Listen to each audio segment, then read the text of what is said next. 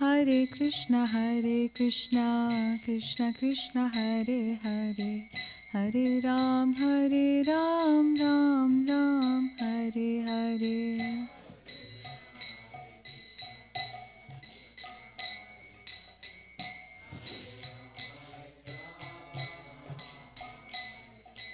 Hare Krishna, Krishna Krishna, Hare Hare, Hare Ram, Ram Ram, Hare Hare.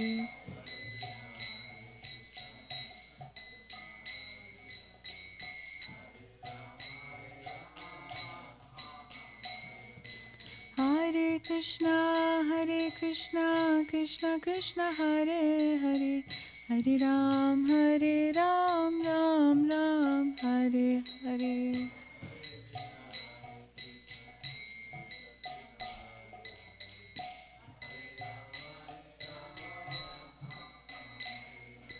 Hare Krishna, Krishna Krishna, Hare Hare, Hare Ram, Ram Ram, Hare Hare.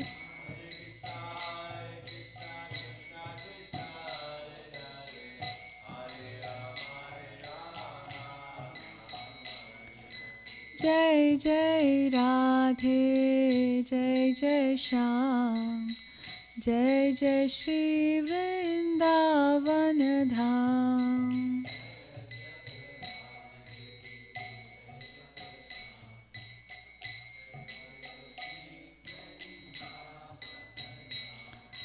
Jai Jai Radhe, Jai Shyam, Jai Shri Vrindavan Dham.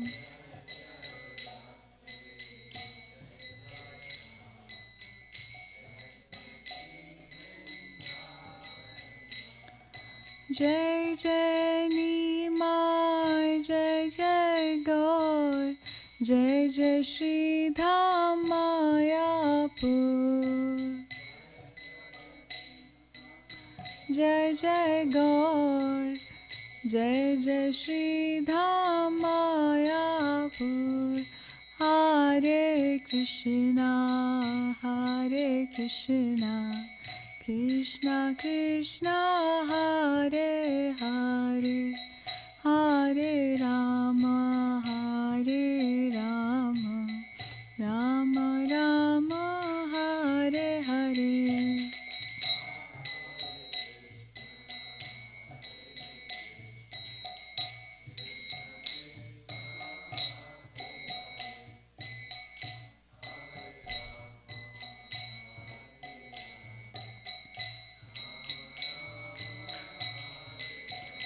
Jaya Radha Kalachandji, Radha Kalachandji Radhe.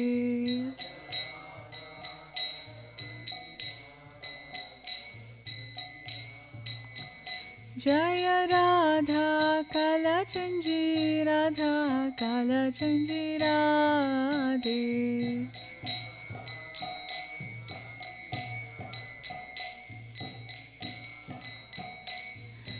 Jaya Prabhupada, Jai Prabhupada, Jai Prabhupada, Jai Srila Prabhupada.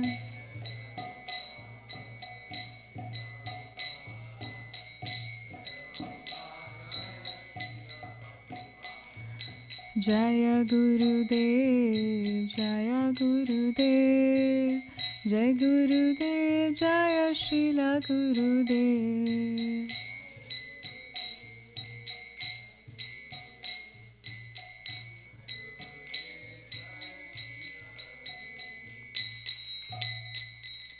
Nitai Gaur Premanandi, Hari Hari Bo, Shri Shri Radha Kalachan Ji ki Jai.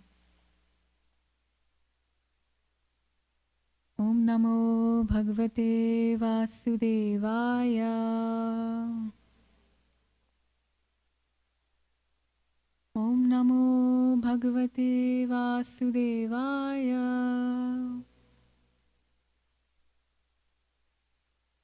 Om Namo Bhagavate Vasudevaya.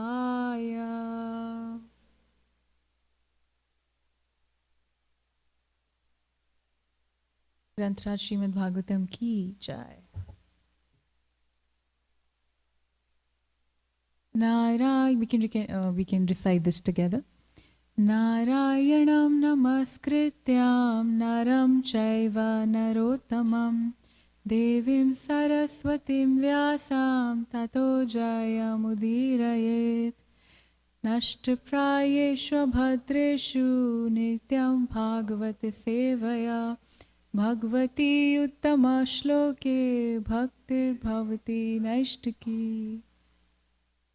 Hare Krishna. Thank you so much for coming.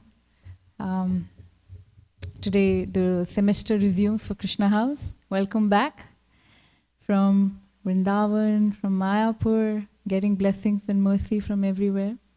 And especially coming out here in the cold.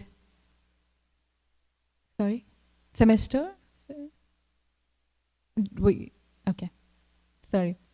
I thought you were talking to me. Okay. So, yeah, it's pretty cold outside and still devotees manage to come here early morning, and the passion to hear Srimad Bhagavatam. So thank you so much for being here. Today we will continue with Canto 6, Chapter 10, and we're going to cover from text 1 to 12, and we will focus on text 8 today, right?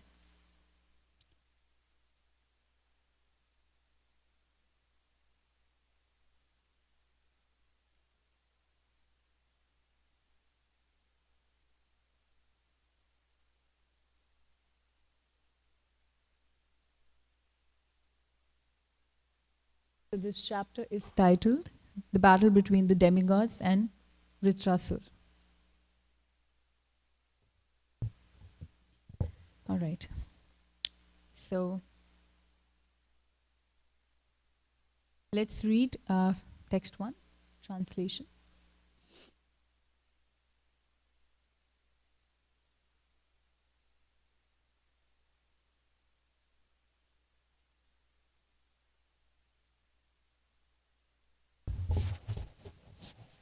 Text 1. Sri Sukadeva Goswami said, after instructing Indra in this way, the Supreme Personality of Godhead, Hari, the cause of the cosmic manifestation, then and there disappeared from the presence of the onlooking demigods. O King Pariksit, following the Lord's instructions, the demigods approached Dasi, the son of Atharva. He was very liberal, and when they begged him to give them his body, he at once partially agreed. However, just to hear religious instructions from them, he smiled and jokingly spoke as follows.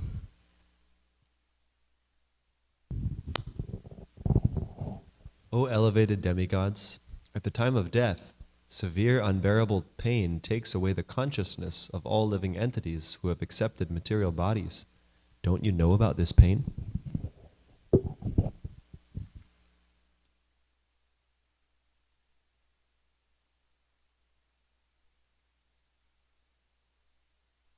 In this material world, every living entity is very much addicted to this material body, struggling to keep his body forever. Everyone tries to protect it by all means, even at the sacrifice of all his possessions. Therefore, who would be prepared to deliver his body to anyone, even if it were demanded by Lord Vishnu?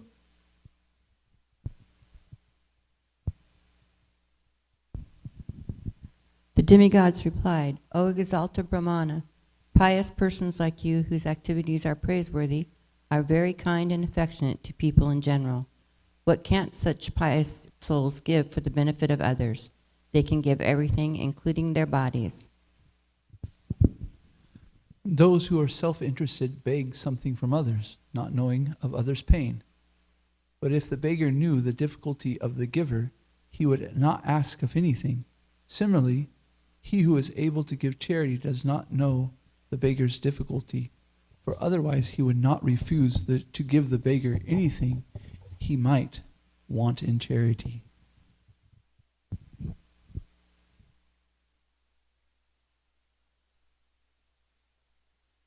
The great says, Daichi said, just to hear from you about religious principles, I refuse to offer my body at your request. Now, although my body is extremely dear to me, I must give up for your better purpose, since I know that it will leave me today or tomorrow.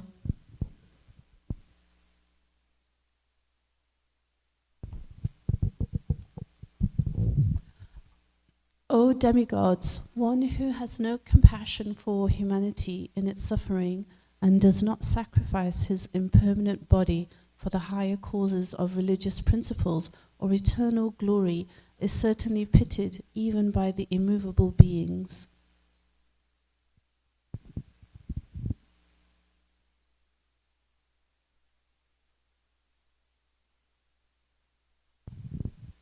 If one is unhappy to see the distress of other living beings and happy to see their happiness, his religious principles are appreciated as imperishable by exalted persons who are considered pious and benevolent.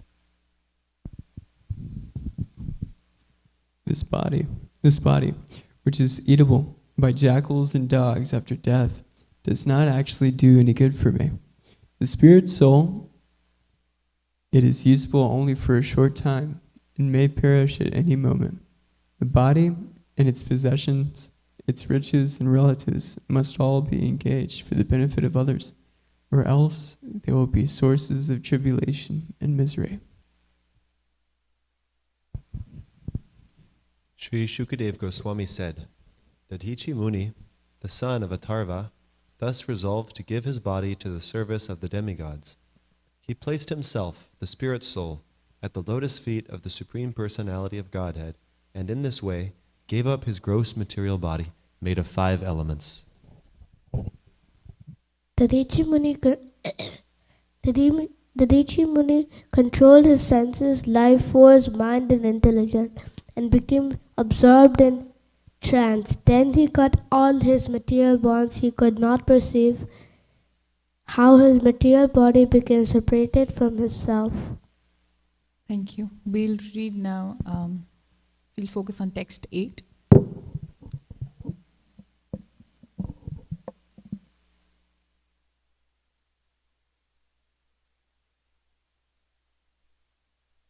Please repeat after me. Yo adhruvenatmana natha na dharmam na yashah puman iheta bhuta dayaya tashochyaha sthavarerapi yo adhruvenatmana natha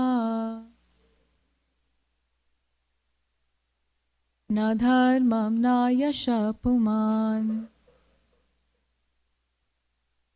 iheta bhuta dayaya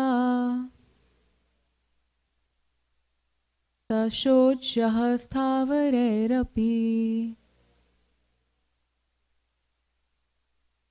Please recite.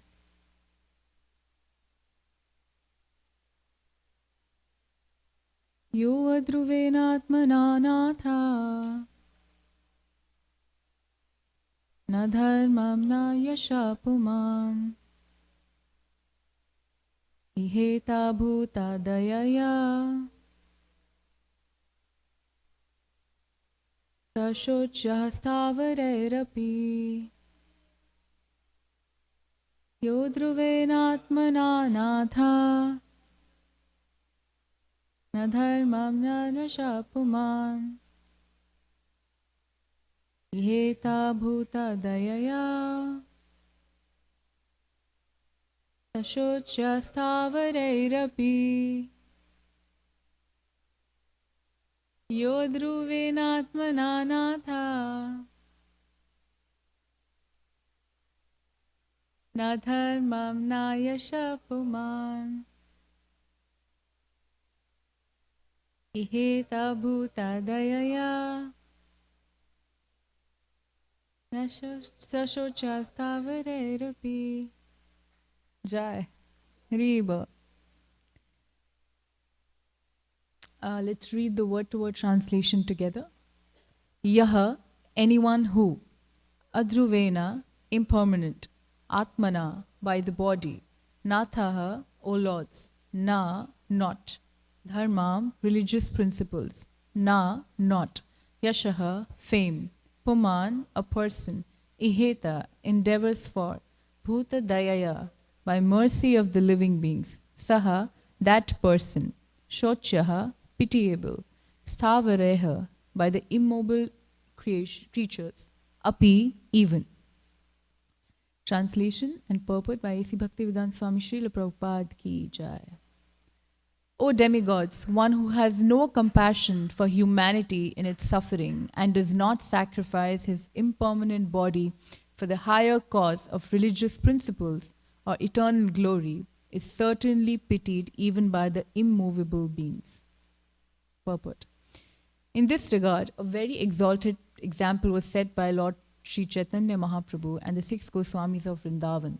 Concerning Sri Chaitanya Mahaprabhu, it is said in Srimad Bhagavatam, we offer our respectful obeisances unto the lotus feet of the Lord, upon whom one should always meditate. He left his householder life, leaving aside his eternal consort, whom even the denizens of heaven adore. He went into the forest to deliver the fallen souls who are put into illusion by material energy. To accept sannyas means to commit civil suicide. But sannyas is compulsory, at least for every Brahman, every first-class human being. Sri Chaitanya Mahaprabhu had a very young and beautiful wife and a very affectionate mother. Indeed, the affectionate dealings of his family members were so pleasing that even the demigods could not expect such happiness at home. Nevertheless, for the deliverance of all the fallen souls of the world, Sri Chaitanya Mahaprabhu took sannyas and left home when he was only 24 years old. He lived a very strict life as a sannyasi, refusing all bodily comforts. Similarly, his disciples, the 6 Goswamis, were ministers who held exalted positions in society, but they also left everything to join the movement of Sri Chaitanya Mahaprabhu. Srinivasacharya says, these Goswamis left their very comfortable lives as ministers, zamindars, and learned scholars and joined Sri Chaitanya Mahaprabhu's movement just to show mercy to the fallen souls of the world. Dina Ganik Shakao Karunaya. Accepting very humble lives as mendicants, wearing no more than lion cloths and torn quills, Kopinakantha. They lived in Vrindavan and followed Sri Chaitanya Mahaprabhu's order to excavate Vrindavan's lost glories. Similarly, everyone else with a materially comfortable condition in this world should join the Krishna consciousness movement to elevate the fallen souls. The words Bhuta Dayaya, Maya Mrigam, Daite Apsitam, and Dina Ganik Shakau Karunaya all convey the same sense. These are very significant words for those interested in elevating human society to a proper understanding of life. One should join the Krishna consciousness movement, following the examples of such great personalities as Sri Chaitanya Mahaprabhu, the 6 Goswamis, and before them the great sage Dadichi. Instead of wasting one's life for temporary bodily comforts, one should always be prepared to give up one's life for better causes. After all, the body will be destroyed. Therefore, one should sacrifice it for the glory of distributing religious principles throughout the world. Magyana timirandhasya jnananjana shalakaya chakshurun militam yena tasmai Shri Guruve namaha Shri Chaitanya manobhishtam sthapitam yena bhutale Swayam Rupa Kadamayam Dadati Swapadantikam Vandeham Shri Guru Shri Yuda Padakamalam Shri Gurun Vaishnavamscha Shri Rupam Sagrajatam Sahagana Raghunathanvitam Tam Sajivam Sadhvaitam Savadutam Parijana Sahitam Krishna Chaitanya Devam Shri Radha Krishna Padan Sahagana Lalita Shri Vishakhanvitamscha He Krishna Karuna Sindhu Dina Bandhu Jagatpate Gopesha Gopika Kanta Radha Kanta Namastute Tapta Kanchana Gaurangi Radhe Vrindavaneshwari Vishvanu Sute Devi Pranamami Hari Priye Vanchakalpatarubhyascha Kripa Sindhubhya eva cha Patitanam Pavanebhyo Vaishnavebhyo Namo Namaha Jai Shri Krishna Chaitanya Prabhu Nityananda Shri Advaita Gadadhara Shivasadi Gaura Bhakta Vrinda Hare Krishna Krishna Krishna Hare Hare Hare Rama Rama Rama Hare Hare Namam Vishnu Padaya Krishna Prishtaya Bhutale Srimate Bhakti Vedanta Swaminiti Namine Namaste Saraswati Deve Gauravani Pracharine Nirvishesha Shunyavadi Paschata Deshatarine.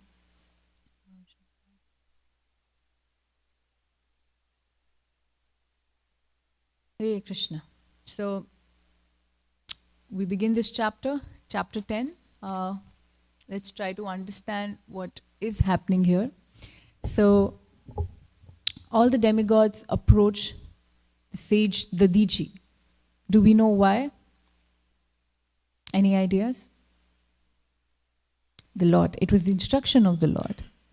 But why? Why did they all come, and what was the reason exactly for them to come to the Dichi? Yes, because they were troubled by Vritrasura, the demon Vrita. So this demon was causing danger to all the demigods, and he had this boon that he would not be easily destroyed. His body cannot be destroyed by any weapon, any mere weapon. Except, so there's always a but, right? Nobody is immortal. And there was this condition that only and only if there's a specific weapon that is created through the bones of a sage who willingly gives up their body. And so here the Dichi had this special, let's say that bones, that out of which once he gave that body away, out of those bones, the special weapon was generated, and through which the demon was supposed to be killed. And so Krishna, the Lord, Hari, instructed all the demigods to approach the Dichi. Now we see the translations that we read. Initially, the Dichi did not immediately agreed to give away his body, but he wanted to hear some nice religious principles, and why should one be agreeing to do this kind of act, because we all know how we are also attached to our own body. When we say body, it's like a whole paraphernalia. It's our name, it's our appearance, it's our identity that we have created for years and years, that we are so sensitive about. You know, nobody should say anything about who I am. This person is not perceiving me the way I think that person should perceive me. That's such a attachment that we hold to our identity. And that's why usually our minds get really bothered when somebody says something and we don't like it. But why does it bother us why does it really bother us deep down? Is because we have created our own identities and we don't want to fall from that. It's like Krishna has the name infallible, but we think that, we don't want to fall down from the identity we think that we have created. And so Adichi over here brings this point that we are also attached to our own body, and why would you expect me to give away my body for this cause? Of course, he's building up to a point where he's doing that for the benefit of all of us, so that we understand what a great sacrifice he made. And the whole story, we see how Srimad Bhagavatam, each story has so many lessons for all of us, that if we really deep down think about it, that, we're thinking, okay, why are we hearing about the deity over here? Why there's this demon, and why this body? This is like we can go and read Harry Potter, and why do we have to read this whole story? But there is so much learning. There are so many lessons for all of us to really understand what sacrifices each and every living entity from our past, from Vedic scriptures, they have made for our benefit. And not just identifying that, but also maybe becoming one of those people that, especially as devotees, that we have so much compassion within us that we are able to focus our actions, our speech, in everything for the welfare of the society. I really like this point I heard recently, that what do we really mean by an integrated personality, somebody who's has integrity? What does it really mean? It means somebody whose speech, whose actions, whose mind is all integrated. It is all acting towards one purpose. It's not that I am thinking something else and I'm saying something opposite and I'm doing something else. So that's not integrity. It's a lot of hard work. It takes years. It takes probably whole life to develop this one quality, integrity. But that's what Krishna consciousness really helps us with. It gives us so many qualities. It gives us knowledge. It develops love in our heart. And we really haven't done much if Krishna consciousness has not transformed our hearts. That's the main thing. If we are doing so many things, we're reading a lot, we are hearing lectures, we are doing services, we are associating with devotees, but is that really helping me transform my heart? Is it really helping me become a true devotee of the Lord? So it's from these stories, from these incidents, that we really understand how a devotee has so many qualities. And over here, the Diji did show us the compassion that he has showered on all of us. So when the Diji resolved to give his body to the service of the demigods, he placed himself at the lotus feet of the Supreme Personality of Godhead. And in this way, he gave up his gross material body made up of 5 elements. Now, the Diji did not do this for his own glory. So, any activity, any sacrifice, we're talking about sacrifice, we're talking about so many things for the welfare of the society, but it doesn't really mean, it's not for our own glory, so that I can get some praises in the devotee community, just so that I can get appreciation.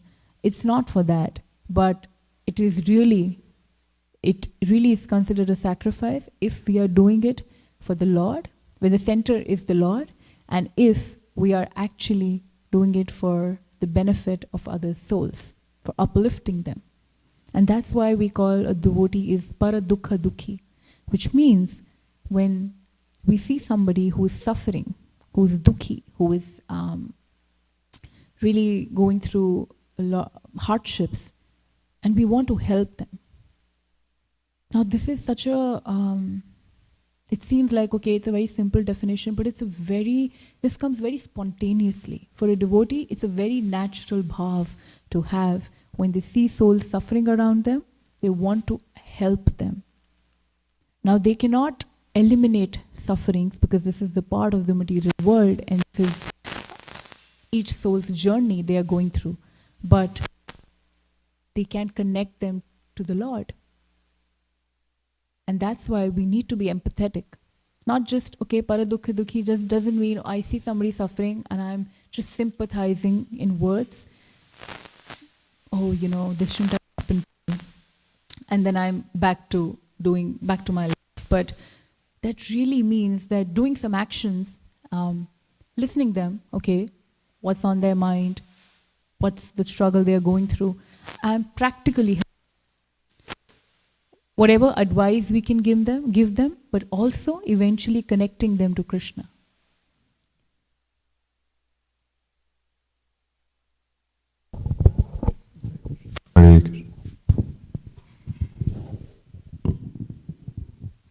So when we connect them, when we connect people to Krishna, who can solve somebody's miseries, eliminate their sufferings apart from Krishna?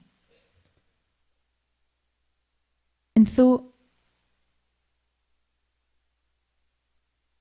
it really speaks about our heart. Like I really believe this is a very nice scale to measure your own progress in bhakti when you interact with people and how you feel about their life.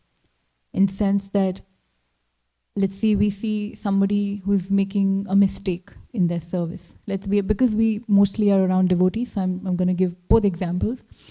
But if we are living with devotees, or we are serving with devotees, and we see somebody making a mistake, it can be in the corporate world as well.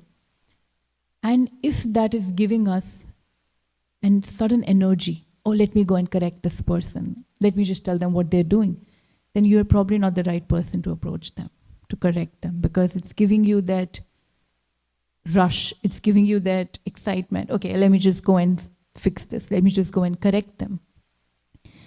But if it gives you a feeling that, oh, I feel sad that, they're doing this and it might affect them, it might not have good consequences for them, and I really want to help them, then maybe you're the right person to give a feedback to that devotee. Because it's not giving you it's not like showing them I'm better than you and see, I know rules and instructions and I've been serving for years and years. Or let's say I have so much experience in life and I have the right to come and correct you. That's not the approach that we should have. So it's a great skill to test yourself, what emotion or what feeling comes in your heart, comes in your mind when you see somebody suffering. And especially when you see somebody happy, do you feel irsha? Do you feel jealousy? Or do you really feel happy for them? That really speaks about how that is Krishna consciousness. How you are true to Krishna. How you are so true to your heart. So it can be a very basic thing. It can be day to day. Our relationships is such a reflection of our relationship with Krishna. The dealings that we have with people around us, it really reflects the depth of our relationship with the Lord. And so,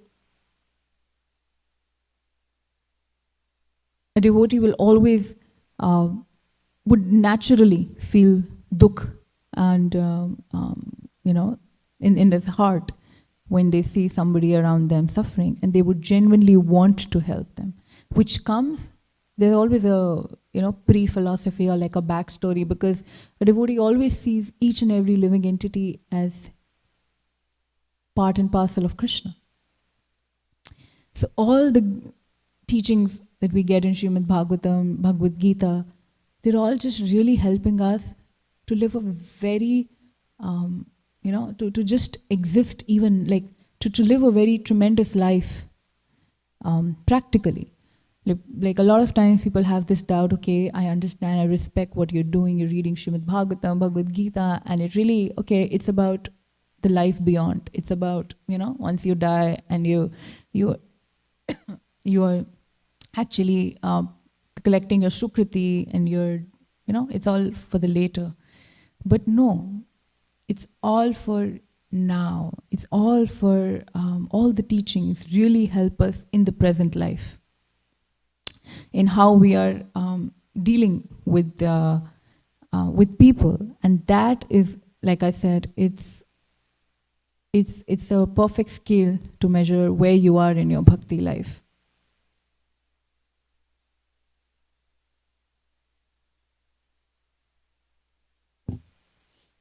And so, So we see that here a devotee's sacrifice and their selflessness is the reason that they want to preach the highest dharma. So it's not that we are just doing our bhakti, our chanting in our heart. We are thinking, okay, we have Krishna in our heart. But when it comes to actually do some sacrifices, we run away. And that's why I was talking about the first point in the beginning, that we're so attached to our bodies that we really think that this is my entire identity. This is who I am. And then we cannot do bhakti. If we are so attached to this body, we cannot progress in bhakti. Now it doesn't mean that we have to become, all of us cannot become sannyasis, but internally, what the message we see from the life of Sri Chaitanya Mahaprabhu, and we see from Haridas Thakur, if you all remember, how he was beaten across the 22 marketplaces. And what was his heart praying for? What was he really praying while he was beaten and thrown? That, Lord Krishna, please forgive these offenders. I want you to forgive them.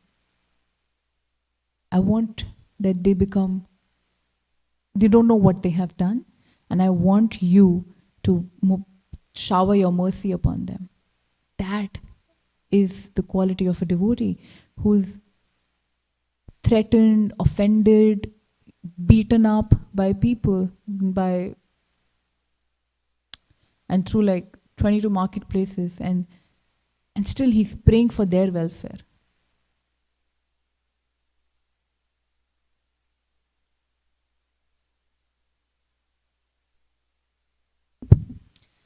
I don't know.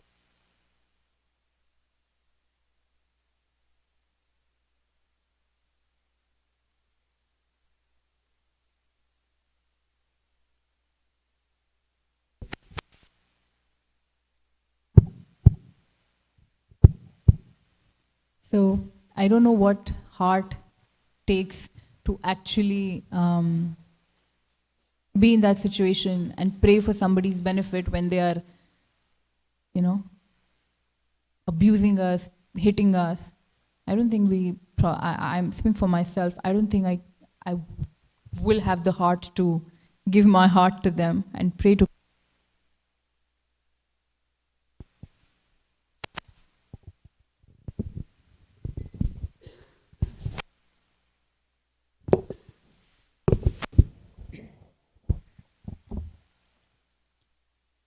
So we see so many examples, even Prahlad Maharaj, right? When Nrsimhadev appeared, and Prahlad, after his father was killed by Nrsimhadev, what was Prahlad Maharaj's prayers to Nrsimhadev when he asked, okay, what do you want? And it's not a business that Prahlad is going to ask, okay, because I have done so much devotional services, I've remembered you all my life, so I need something in return. That's not what a devotee's emotion is like. That's not what this all is built up for, right? We're not building up to a point that one day we can ask Krishna, okay, give me Vaikunt, give me this, give me a good family. No. So he only said that please help all my family members, all the people, not just my family members, to help them get this pure love for you, to give them more chance. And we see Narad Muni. How amazingly he has used the curse from Daksha, that he cannot reside in one place, and he's just traveling to preach. And what wonderful disciples Narad Muni has. And he always goes and preaches about the Lord.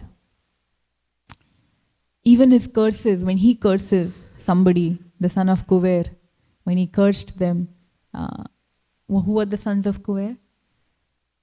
Nala Kuver and Manigriv, correct. So they disrespected Narad Muni, who was a wonderful Vaishnav. When Narad Muni appeared and they ignored him, they were enjoying themselves. And his curse was also, okay, you're going to take birth as two trees. Because you're naked, you don't wear clothes, so you just go and might as well take birth as trees. But where did these trees appear? In front, in the courtyard of Krishna, baby Krishna, where he did all his pastimes while growing up. So this was a curse. Just imagine. This is the heart of a pure devotee, where even if they are scolding, they are thrashing you, there is a purpose. It's not to satisfy their own ego. So a lot of times we will scold or we will get angry because things are not going according to me. Things are not going how I want them to be. And so I will punish, I'll get angry, I will fight, I will do all this. But because Krishna is not in the center. But when Krishna is in the center, that scolding also, that chastisement also becomes our purification.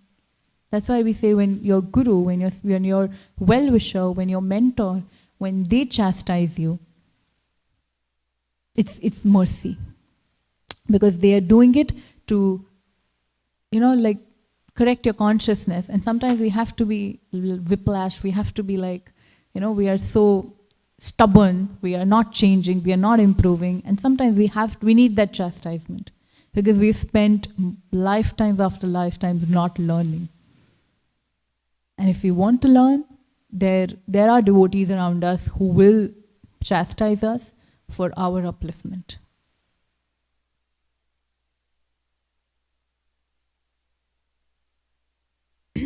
Any other example that you remember where a devotee has exemplified paradukha dukhi bhav, where they have shown compassion towards others? Any stories that you remember? Any example?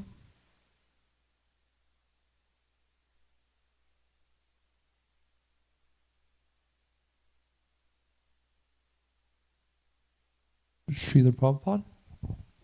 Yes. His whole story? His whole life?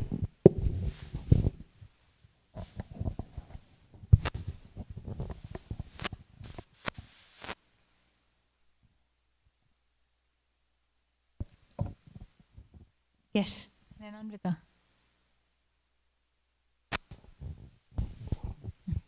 Jesus Christ. Jesus Christ, yes, he sacrificed, he crucified himself. And Prabhupada said that Vasudev Dat was even more compassionate than Jesus Christ, because Jesus Christ only saved his followers, whereas Vasudev Dat wanted to take on all the sinful reactions of every single person in the entire universe. Yeah. And suffer for them. Thank you, Prabhu. Can you pass the mic to Nananvita? Durvasa and Ambrish Maharaj. Ambrish Maharaj and Durvasa Muni, yes. What happened there?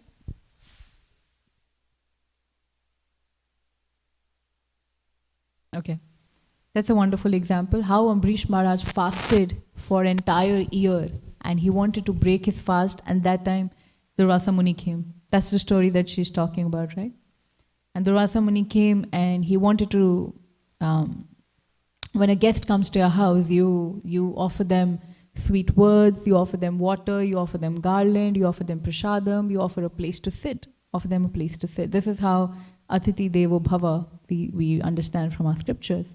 And what did Durvasa Muni said that I will first go and take bath, and Ambrish Maharaj had to break his fast during that particular time. And he just had water because he did not have a meal, but he had just water to break his fast. And Durvasa Muni got really angry. Durvasa Muni we have heard a lot of stories where he's gotten extremely angry. And that is when he got really angry, and Lord Chakra was running behind Durvasa Muni, that how could you offend my devotee? And so Durvasa Muni comes back to Ambrish Maharaj, and here basically Ambrish Maharaj shows that he never ever took an offense.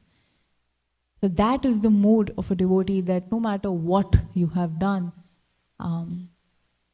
they don't take offense. They don't commit an offense, and they also don't take an offense.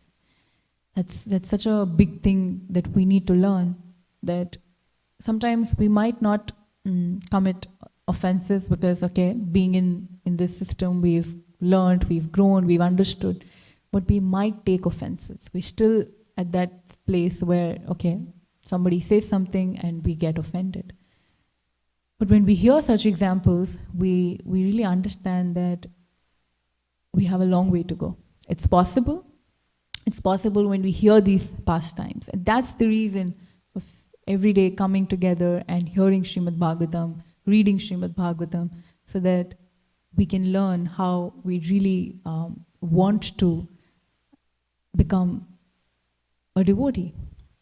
And there's always scope for becoming better. There's always scope of becoming better. And that is what we need to ask when, like, New Year has begun and we hear that we have a lot of new commitments, resolutions.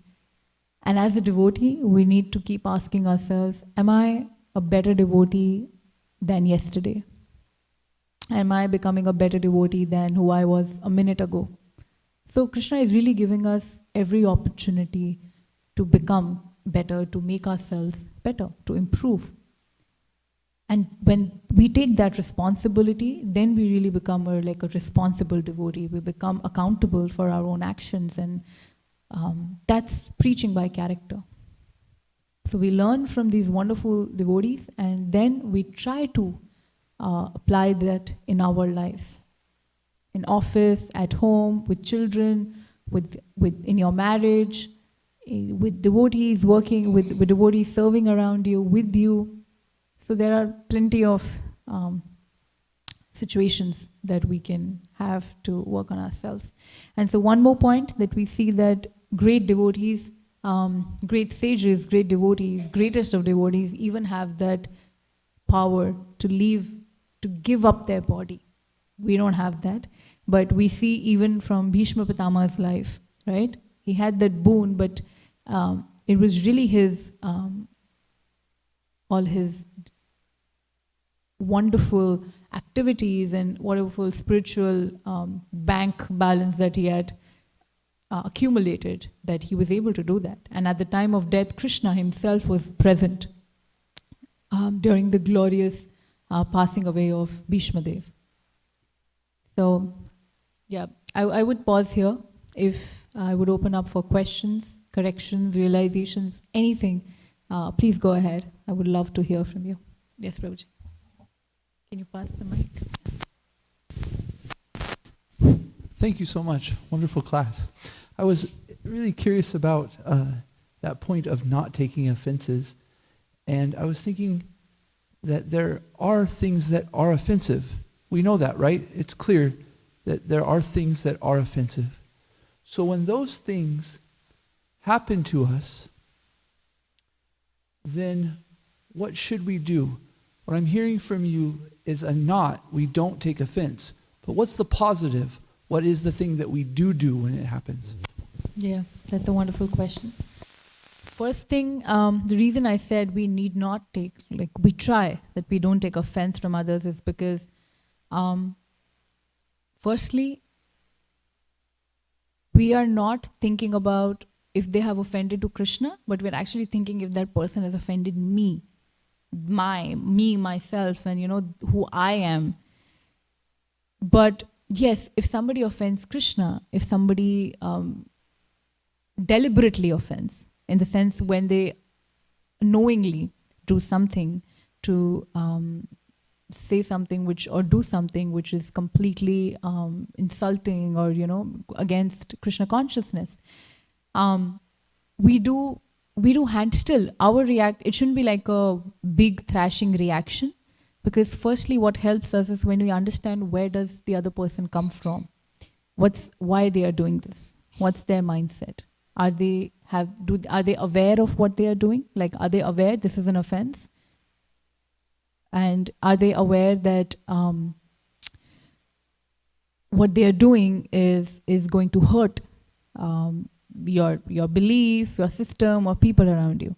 First of all, we need to know that what place somebody comes from. Sometimes people are just ignorant and, like that. And we can teach them. But it's also important if they're willing to learn. Sometimes you really have to let go because you know that somebody's deliberately doing something and you don't want to learn. So you just keep your distance from them.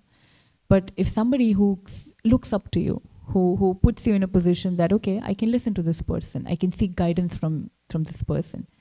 And then you can always talk to them. You can always make them understand that, okay, there's a reason why we don't do this or we don't follow this, because it has certain consequences and it's not really nice. But what I'm understanding, what you're saying is somebody who's like, okay, just offending purposefully, is that what you're asking? I wasn't thinking necessarily on purpose or not. I understand that in our philosophy we understand that there are offenses. That's why we say do not offend a devotee. So there are things that I can do that are offensive to Krishna's devotees. So I was wondering, when those things happen, we're not supposed to take offense, but we should do something, it would seem like. Just to ignore it, to just put our head in the ground like it didn't happen. I don't know if maybe that is healthy, but it doesn't seem to me like it's healthy. So I'm curious for practice. I was kind of looking for a practical thing, like, when somebody does something offensive to you, this is maybe what you can do, or what. Right. So maybe if you're saying they're disturbing the environment around them, disturbing other devotees, and if you feel that, okay, at this point I need to probably intervene, then you can. But again, it really is that person is also a soul. That person is also part and parcel of Krishna. So can we interject in a way that, okay, we tell them in a way that really helps them also develop a understanding, and they become, like more recipient to what you're saying. They become more accepting to what you're saying. So yes, you can come in that moment, you can tell them, you can talk to them, but I really have seen when we come in a negative mode, or we get angry, or to protect others, then okay, we have ended up protecting somebody else, but even that person is not getting the benefit. So what I'm trying to say, I know it's not a perfect situation. I know we live in a world where we have to deal with a lot of nonsense, but if at that point it's somebody like, okay, somebody's at the cost of somebody's life, then of course you have to back off and you have to take a strong stand. And yes, you probably have to do something to protect devotees around you. But yeah, when you feel that somebody else, is there a possibility, if you ask yourself, there's a possibility that I can talk it out with this person? Is there a possibility that I can engage with them and understand, okay, why they're doing this and why shouldn't they be doing it?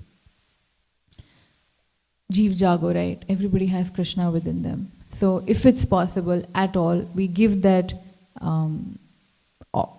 we act as a trigger to the other person to be able to remember that yes, they can do something good, and there is supreme that they can reach out to. Okay, I think I appreciate the answer, because what I feel like I'm hearing you say is that when we are offended, first we should take into account the other person. Where are they coming from? So almost like trying to have some empathy, right? We're not saying what they're doing is right or wrong. We're trying to understand where they're coming from. And then evaluate our relationship with that person. Is my relationship a relationship that I can say something to benefit this person? And I'm wondering, I think maybe we can answer this later, but that brings me to the question, what do you do if the relationship isn't one you can say something? But I appreciate those two things right there. Am I hearing you right? Yes. So if we can't really have anything that person can be more accepting, then I heard from my seniors, then, okay, is there somebody that they look up to? And then you can personally go and talk to them. That I am sorry, but I have to bring this to your notice, and this is what the situation was. If you can handle it with that person, that would be great. Because at the end, we want even the offender to get the mercy. And I know it's a lot of hard work, inside work that we need to do, that we are able to look in that perspective. I'm saying it, but I know there's a lot of work that we all have to do. Yeah. Thank you. Wonderful question. Any other response to the same question or any realization, any other questions? Please go ahead.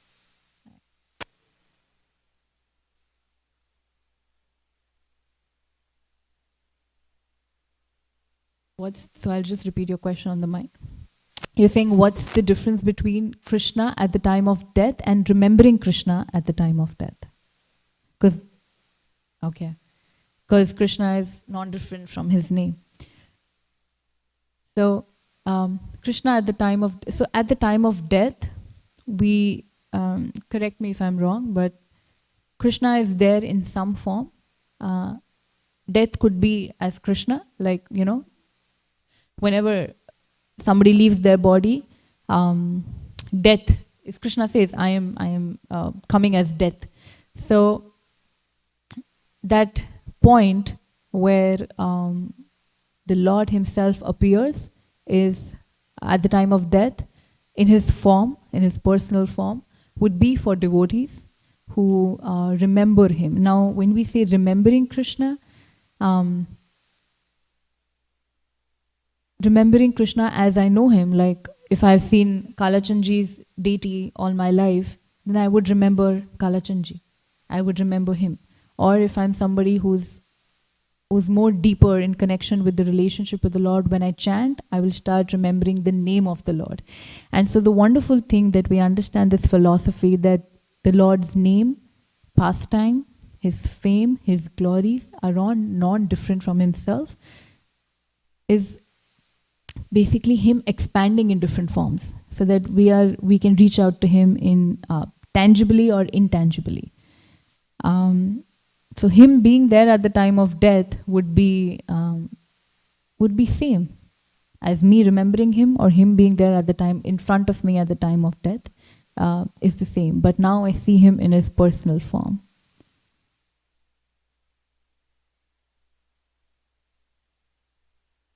That doesn't make sense?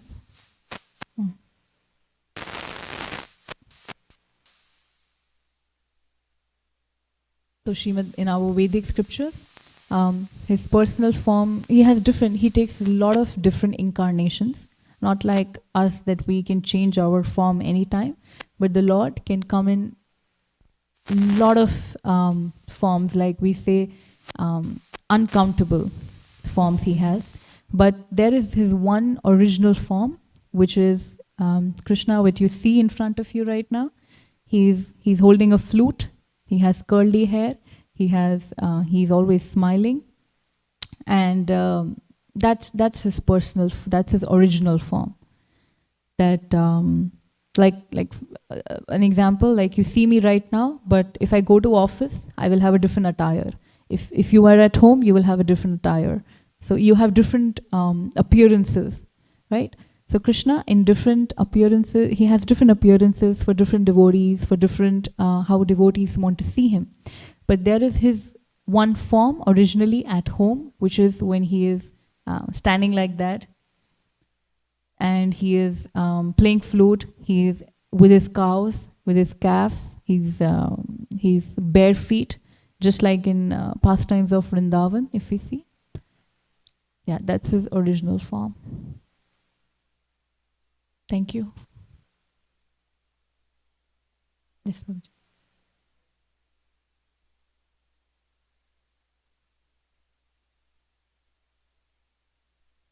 So at the time of death, first of all, yes, our scriptures do explain that our body goes through a lot of pain. So it's like how many 20,000 or how many scorpions are biting you? It's like that pain. Imagine one scorpion just biting me, stinging me. It's multiplied by 20,000. So that's the pain the physical body goes through, and all the mucus is coming down to the throat that we are not able to speak. It's like we are choking. The senses are very weak at that time. We are not able to hear much. We are not able to see. And that's why if you have ever seen somebody passing away in front of you, after a point, they will not be able to hear you. They will not be able to see you. So this is what physically happens. And at that time, the soul that is there in the center of your heart, it's actually mentioned in Bhagavad Gita, the soul resides in your heart. And that's the same place where the Lord resides, within the soul. So at the time of death, the soul is leaving the body. Now we have different 9 holes in the body. It depends from which hole the soul leaves. The more exalted you are, if you're a Brahmana, the soul will leave from your head, right? You were telling me that story for Bhakti Vinod Thakur, right? Where did the soul leave from? From the head. Because he was such a wonderful, exalted devotee. But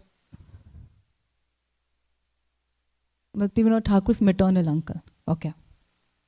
So, different, so the soul leaves. And the moment the soul leaves, this body stops working, it drops dead. And what your consciousness is at the time of death, now that really decides your next body. So, like you said, you know the concept of reincarnation, but who decides who you reincarnate into, who you are now in the next body? So, all our life, what we do, impacts my consciousness. What kind of thinking I have, what kind of activities I'm doing. Now, whole my life, I have built that.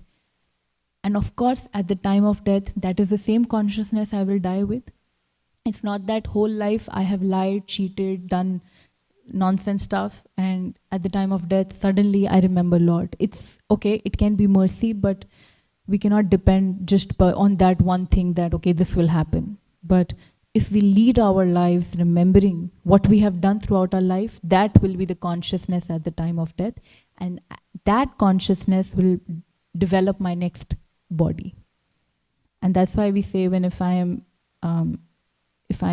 eating a lot of meat, and if I'm eating a lot of, I'm having non-vegetarian food all my life, and then at the time of death, probably I'm going to get next life as a birth of a tiger or a lion who just loves to eat raw meat, because that's what I really was doing all my life. Like I was really passionate about eating that.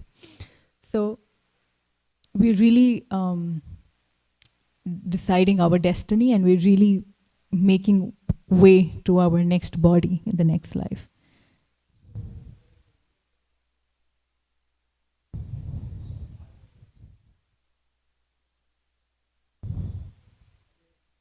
Yeah.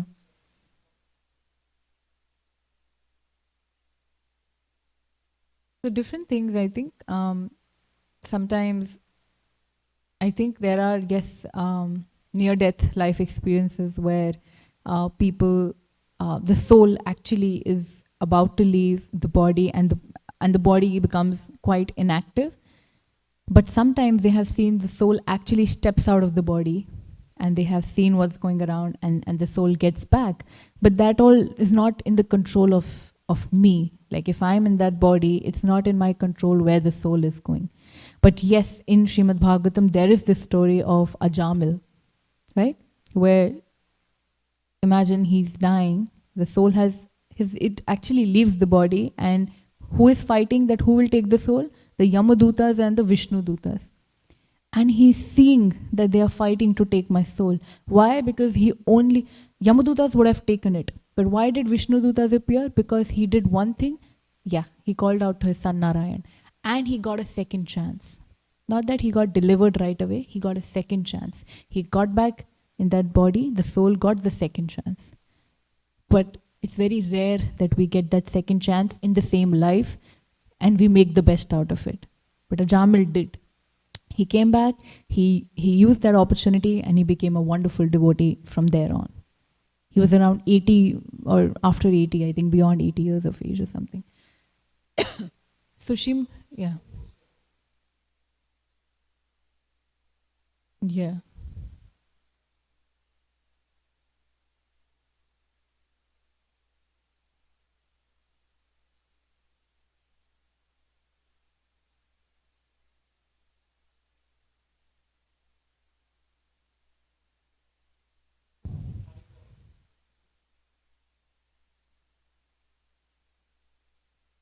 Yeah.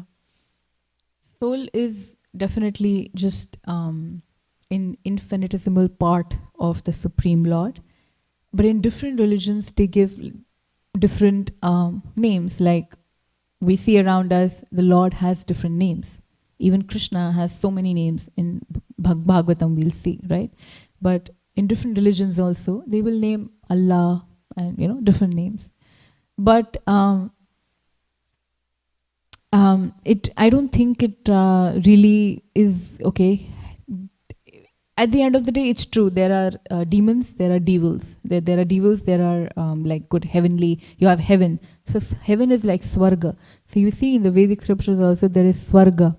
And there is, there is Patal. There are 14 planetary systems. And the higher you go, higher planet systems and lower planet systems. Similarly, that's Swarga, that's heaven. And what is the other word Christians call? Hell. I mean,